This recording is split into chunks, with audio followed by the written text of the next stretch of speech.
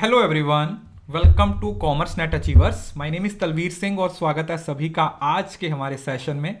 आपको पता है हमारी सीरीज चल रही है डेली वन क्वेश्चन और इसके साथ हमारी एक सीरीज चल रही है एग्जाम 4 सीरीज। तो आई होप कि आप सब उस सीरीज को फॉलो कर रहे हैं, दोनों सीरीज को, क्योंकि हमने 4-5 दिन के अंदर काफ़ी सारी चीज़ों को कवर कर लिया है। तो आज हम एक और कंसेप्ट समझने वाले हैं और आज का जो कंटेंट है वो थोड़ा अलग है। ये जिसको गैम्बलिंग वाला, बैटिंग वाला क्वेश्चन बोल देते हैं, कुछ इस तरीके का क्वेश्चन है। लेकिन आज के क्वेश्चन को पढ़ने के बाद एटलीस्ट कहीं ना कहीं 50 नहीं 70-80% चांस आपके हो जाएंगे। अगर इस तरीके का क्वेश्चन आता है तो आप उसे बना सकते हो। उसके साथ साथ अगर आप चैनल पे पहली बार आए हो तो चैनल को सब्सक्राइब जरूर कर लें। उसके साथ बेल आइकन बना है उसे प्रेस जरूर कर लीजिए, क्योंकि आपको पता है कि अगले 40 दिन के अंदर हम कितने धमाल करने वाले हैं। तो वेट नहीं कीजिए, फटाफट से सब्सक्राइब कीजिए।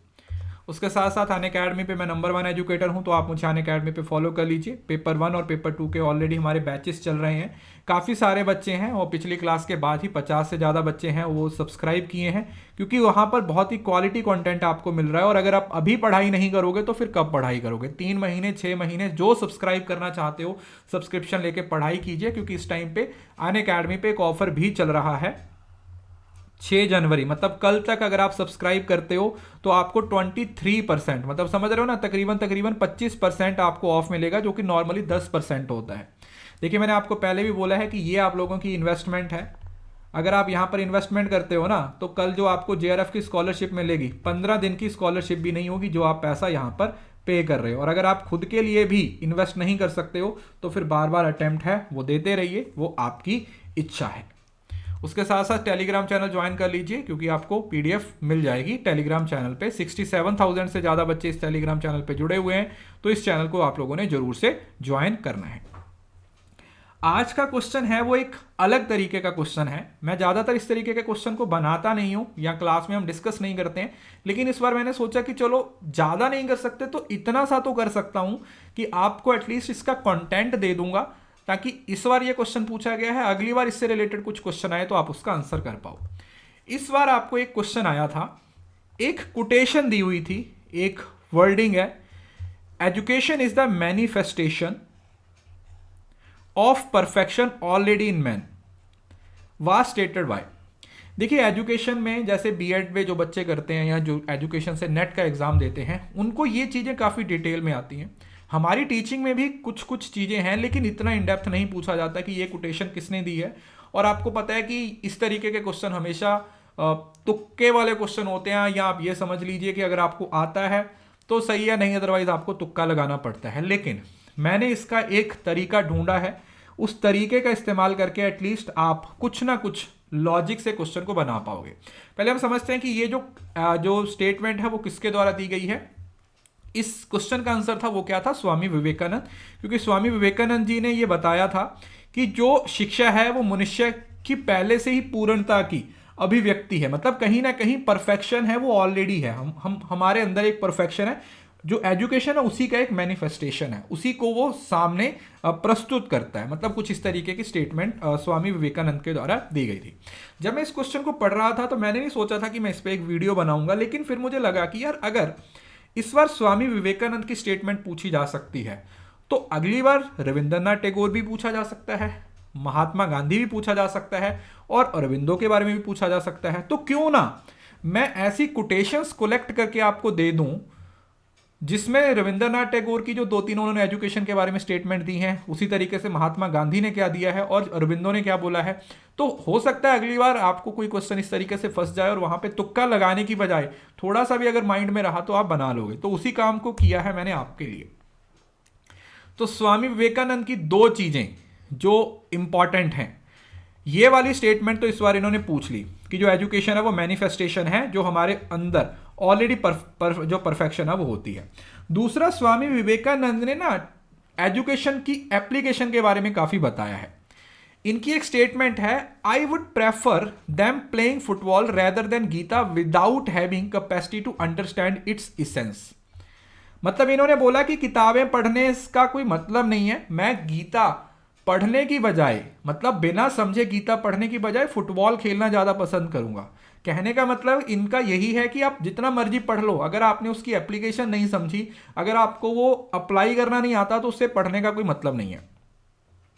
और सत, चित और आनंद, तीन चीजें और, SCA आप लोग याद रखोगे। Education is helpful in understanding and realising reality, सत सच्चाई, कॉन्शियसनेस चित और ब्लिस आनंद।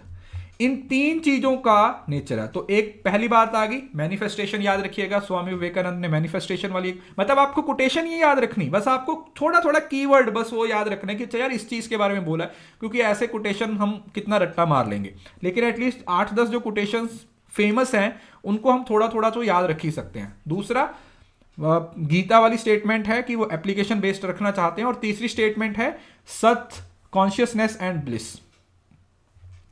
देन आता महात्मा गांधी जी। महात्मा गांधी की कोटेशन भी अपने आप में आपको पता है काफी फेमस है, और महात्मा गांधी तो आपको पता है कि जो हमारा हायर एजुकेशन है वहां पर इन्होंने नई तालीम का एक जो कंसेप्ट दिया था, उसके अकॉर्डिंग इन्होंने एजुकेशन को एक हॉलिस्टिक कंसेप्ट के तहत बताया था।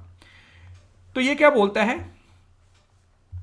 कि एक इंडिविजुअल है, उसका जो ओरिजिन है वो स्पिरिचुअल है, जो नेचर है वो सोशल है, और जो सिलेक्शन है वो रैशनल है। मतलब कहीं ना कहीं महात्मा गांधी ने इंडिविजुअल के 3 फीचर के बारे में बताया है कि जो ओरिजिन है वो स्पिरिचुअल है, नेचर है वो सोशल है, और जो सिलेक्शन है वो रैशनल है। तो इतने याद रखिएगा।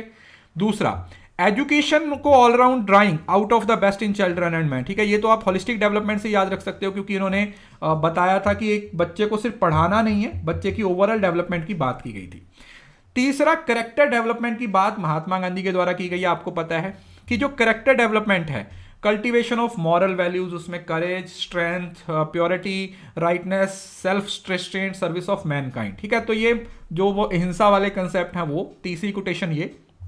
और चौथा, इन्होंने बोला है कि एक टीचर, देखो ये कितनी अच्छी कोटेशन इन्होंने टीचर के बारे में दी है, one who can not take the place of mother can not be a teacher, कि एक इंसान जो मां का दर्जा नहीं ले सकता वो एक अच्छा टीचर नहीं हो सकता। मतलब बच्चों को वही मां के प्यार से पढ़ाने की बात की है। तो देखो स्वामी विवेकानंद की कोटेशंस हो गई, महात्मा गांधी की भी कोटेशंस हो गई, ठीक है जी। देखो मैं ये नहीं बोल रहा हूं कि मेरे को ये सारी कोटेशन याद हैं या आपको ये सारी कोटेशंस याद रखनी है, बट स्टिल आपको ये थोड़ा सा दिमाग में बिठा के रखना है, आपको थोड़ा सा तो समझना है, क्योंकि हो सकता है किसी सब्जेक्ट में अभी बार पूछा गया तो अगली बार भी पूछा जा सकता है। उसके बाद आता है रविंद्रनाथ टैगोर। रविंद्रनाथ टैगोर ने हम हार्मोनी, नेचर के बारे में, ठीक है, आपको पता है आइडियलिज्म की बात की, तो इन्होंने भी ऑलराउंड डेवलपमेंट की बात की गई है। लेकिन जैसे महात्मा गांधी ने ऑलराउंड डेवलपमेंट के साथ किसकी बात की गई है, काफी सारी क्वालिटीज की बात की गई है, इन्होंने ऑलराउंड डेवलपमेंट की है हार्मनी विद द यूनिवर्स, कि हम यूनिवर्स में रहते हुए आइडियलिज्म का कंसेप्ट इन्होंने दिया था। और फ्रीडम, एटमॉस्फेयर ऑफ फ्रीडम, कि बच्चों को खुला छोड़ दो, मतलब बच्चों को फ्रीडम दो, क्योंकि अगर आप उनको फ्रीडम दोगे तभी वो अच्छा कर पाएंगे, वो आगे ग्रो कर पाएंगे। तो ये रविंद्रनाथ टैगोर की कोटेशंस होगी। उसके बाद आता है अरविंदो घोष। अब अरविंदो घोष ने जो कंसेप्ट दिया था वो दिया था यूनिटी इन डाइवर्सिटी। याद रखिए इनकी कोई कोटेशन आती है यूनिटी ऑफ इन डाइवर्सिटी, तो उसके बारे में श्री अरविंदो ने बोला था। देन आता है हमारा utilisation of super mind for the development of integrated human personality. Integrated human personality है वो एम होना चाहिए एजुकेशन का, कि जो एजुकेशन का एम है उसमें माइंड का यूटिलाइजेशन, मतलब रविंद्रनाथ टैगोर की तरह इन्होंने भी माइंड आइडियलिज्म के बारे में बात की, लेकिन इंटीग्रिटी ह्यूमन पर्सनैलिटी की बात की। और ये जो इंटीग्रल एजुकेशन है इसके इन्होंने टोटल 5 एस्पेक्ट बताए थे। जैसे यहां पर स्वामी विवेकानंद ने 3 चीजें बताई थी, कौन सी, सत, चित और आनंद। वहीं पर इन्होंने फिजिकल, वाइटल, मेंटल, फिजिक और स्पिरिचुअल। तो याद रखिए श्री अरविंदो घोष, घोष के नाम में ही 5 वर्ड है, घोष के नाम में ही 5 है, तो इससे आप याद रख सकते हो कि इन्होंने 5 तरीके की ये क्वालिटीज दी थी। और 5 से क्या याद रख सकते हो कि इन्होंने एक इंटीग्रेटेड ह्यूमन पर्सनैलिटी या फिर इंटीग्रल एजुकेशन की बात की थी। और अरविंदो घोष, मतलब इनका नाम इस तरीके का है, श्री अरविंदो घोष है, तो आप इसे याद रख सकते हो कि ये यूनिटी ऑफ डाइवर्सिटी, इन्होंने डाइवर्सिटी के बारे में बोला था। अब देखो ये चीज आपने कहीं पढ़ी भी नहीं होगी, मैंने आपके लिए ये ढूंढ के कोटेशंस निकाली है। मैं ये नहीं बोल रहा हूं कि यहां से ही आएगा, बट अगर एटलीस्ट आप इतना भी याद कर लोगे ना तो यार थोड़ा कॉन्फिडेंस रहेगा अगर कल को कोई कोटेशन पूछी जाती है। काफ़ी मेहनत कर रहे हैं आप लोगों के लिए, क्योंकि आपको भी पता है एग्ज़ाम काफ़ी नज़दीक है, ऑलरेडी बहुत सारी क्लासेस होती हैं, लेकिन फिर भी मेरी कोशिश है कि हर रोज़ आपको छोटा छोटा ही सही, जब तक थोड़ा टाइम शेड्यूल हमारा सही नहीं होता, जब तक मैराथन हम प्लान नहीं करते, तब तक आपको ऐसा ना लगे कि मैं आपके साथ नहीं हूं, मैं हमेशा आपके साथ हूं। इस वजह से हर रोज 2-3-4 छोटी छोटी 5-10 मिनट की वीडियो दे रहा हूं। और ट्रस्ट मी, अगर आप पिछले 5 दिन में देखोगे तो तकरीबन तकरीबन आपको 20 वीडियोस मैं दे चुका हूं, और उन 20 वीडियो में कितनी सारी चीजें हैं जो नई आपने सीखी हैं। तो टेलीग्राम चैनल को जरूर से ज्वाइन कीजिएगा। वीडियो अच्छा लगा तो लाइक कीजिए, क्योंकि इस वीडियो पे काफ़ी मेहनत हुई है और मैंने कोशिश किया कि छोटे छोटे ट्रिक्स से आपको ये मैं कोटेशंस याद भी करवा दूं। वीडियो अच्छा लगा तो लाइक कीजिए, वीडियो के नीचे अपनी फीडबैक दीजिए, मुझे अनअकैडमी पे फॉलो कीजिए, और हाँ, इस वीडियो को शेयर करना ना भूलें, बिकॉज शेयरिंग इज केयरिंग।